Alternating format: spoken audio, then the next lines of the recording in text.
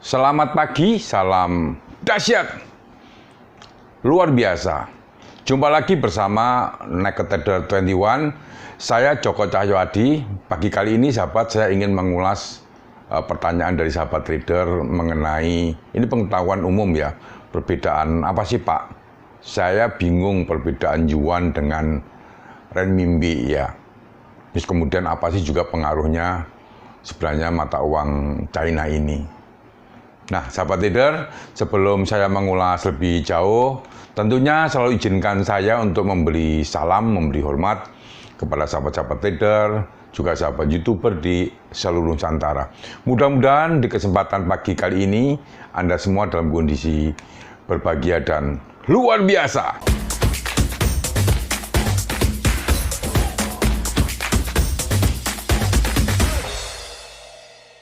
Baiklah sahabat trader, saya mencoba untuk mengulas perbedaan yuan dan renminbi juga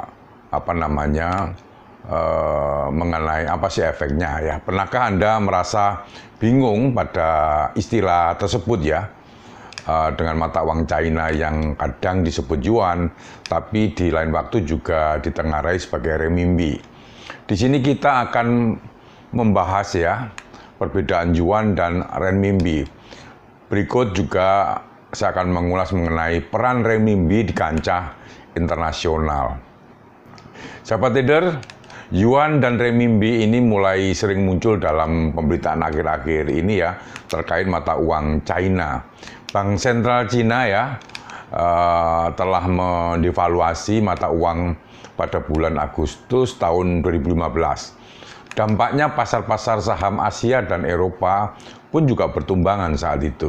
Nah, kepanikan seketika merebak di pasar karena para investor khawatir langkah devaluasi China ini akan mengilhami negara-negara lain untuk melakukan hal yang sama. Nah, saat membaca berita ataupun analis ya tentang masalah China tersebut, kita mungkin akan menemukan dua istilah yang mungkin bisa sedikit membingungkan. Renminbi dan yuan. Nah, ini digunakan dalam jabaran tentang mata uang China. Lantas apa sih sebenarnya perbedaan yuan dan renminbi itu? Secara esensial, tak ada perbedaan berarti antara dua istilah tersebut ya. Yuan ini adalah unit daripada renminbi ya. Renminbi adalah mata uang resmi Republik Rakyat Cina ya, atau RRC ya, yang diperkenalkan pada tahun 1949. Nah, di mana saat itu kerap juga diterjemahkan sebagai uang RRC atau uang rakyat. Nah, simbol internasionalnya ya, ini adalah CNY ya, atau CNY. Atau kalau di Hong Kong ini CNH, ya ini di Hong Kong. Tetapi disingkat dengan RMB, dengan simbolnya seperti mata uang yen ya. Jadi huruf Y begini di dash 2 itu seperti mata uang yen itu simbolnya. Nah, yuan adalah dalam unit atau satuan mata uang renminbi. Secara umum ya, kita bisa mengatakan ya, suatu misal begini. Barang ini harganya 20 yuan. Tetapi akan keliru jika kita mengatakan dengan barang ini harganya 20 renminbi. Atau dengan kata lain, yuan. Berlaku sebagai penyebutan satuannya, sedangkan renminbi itu adalah nama mata uangnya. Nah, analogikanya ini yuan dan renminbi ini sama juga dengan pound sterling. Nama resmi mata uang pound Inggris ini adalah pound. Ya, pound sterling ya, adalah nama satuannya. Kalau pound adalah nama satuannya. Kita bisa mengatakan barang ini harganya 20 pound. Namun akan salah jika kita mengatakan dengan barang ini harganya 20 sterling. Mungkin sampai di sini saya kira sahabat trader semua bisa paham ya. Nah, perbedaan yuan dan RMB ini yang tidak kita dapatkan pada penggunaan istilah mata uang rupiah, mungkin dolar. Ini tidak, karena rupiah ya rupiah, dolar dolar. Karena penyebutan rupiah dan dolar akan sama dengan sebagai satuan maupun sebagai mata uang ya. Perlu diketahui juga istilah China untuk dolar sendiri adalah Mei Yuan. Ya ini sekedar apa namanya, berbagi pengetahuan aja ya, atau Yuan Amerika. Di samping itu, kata yen dan won makin yakni mata uang Jepang dan Korea juga mengadaptasi kata yuan di China. Bangsa China menyebut yen mata uang Jepang dengan ri yuan. Kebijakan Cina ya pada mata uang mereka memang sangat ketat, terutama pada hubungannya dengan negara-negara lain ya. Paul Krugman ya, ini pemenang hadiah Nobel dalam bidang ekonomi, melalui tulisan di New York Times ya beberapa tahun lalu mencatat bahwa tampaknya ya tak ada keberatan jika kita berbicara tentang nilai pound. Tapi coba jika kita bicara mengenai nilai yuan, tak jarang kita akan mendapat celaan ya di sana. Dengan ada bercanda ya, Krugman ya mengatakan, kadang saya berpikir bahwa semua isu tentang renminbi atau yuan adalah sebutan sebuah alur mengerikan yang sengaja dirancang secara spesifik oleh orang-orang China agar orang-orang lain tidak usil membicarakan tentunya kebijakan mata uang mereka. Ini kata Krugman ya. Peran renminbi di kancah internasional ya, ini memang cukup bagus, cukup signifikan juga.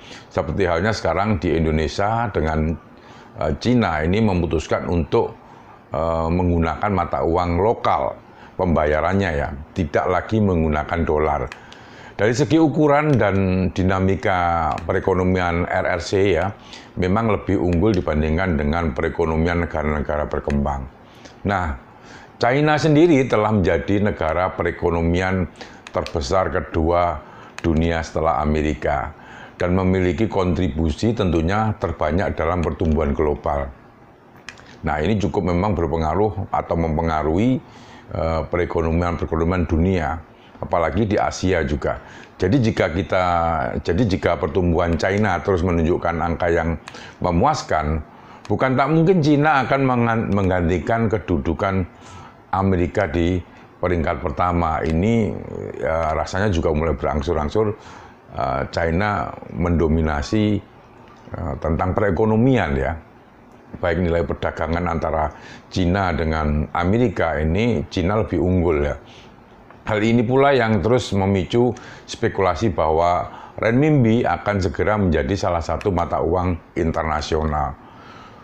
Dalam buku yang diterbitkan oleh duet ya, Brookings ya, Institution Pairs dan The ASEAN Development Bank berjudul Renminbi Internationalization ya, mengupas cukup dalam isu mengenai internasionalisasi renminbi ini. Jadi memang Cina ini mungkin sedikit berambisi untuk menjadikan mata uang renminbi ini sebagai mata uang pengganti dolar.